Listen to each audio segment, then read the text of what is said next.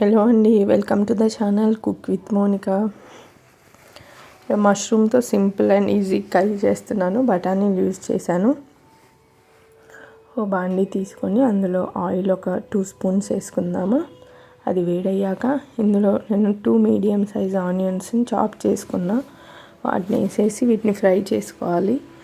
Light golden brown వచ్చే వరకు మూత పెట్టేసుకుందాం. ఒక 5 మినిట్స్లో ఇది అవుతుంది. మగ్గిన తర్వాత ఇందులోకి కర్రీ లీవ్స్ను 2 గ్రీన్ చిల్లీస్ కూడా యాడ్ చేసుకోవాలి.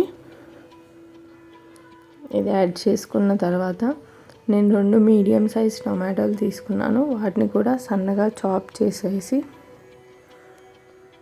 ఇందులో వేసేసుకుందాము.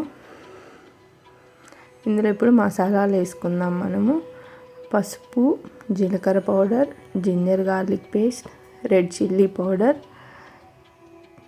వేసి వీటిని పచ్చివాసన పోయే వరకు ఫ్రై చేసుకోవాలి. వీటిని ఫ్రై చేసుకున్న తర్వాత ఇందులోకి బఠానీలు నేను క్యాష్యూస్ యూస్ చేస్తున్నాను. వీటిని ఒక 1 అవర్ ముందు నానబెట్టాను. మీరు వద్దనుకుంటే వితౌట్ క్యాష్యూస్ కూడా మీరు కర్రీ చేసుకోవచ్చు.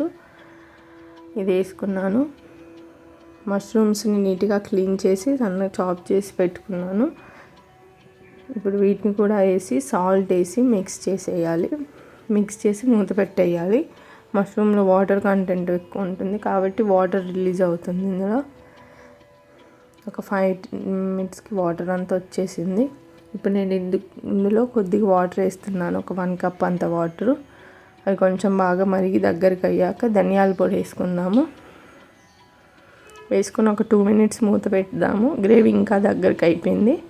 ఇందులో కొత్తిమీర వేసి దించేసుకుందాం. అంతే, సింపుల్ రెసిపీ అండి. దీన్ని రైస్తో కానీ రోటీతో సర్వ్ చేయొచ్చు. Thanks for watching.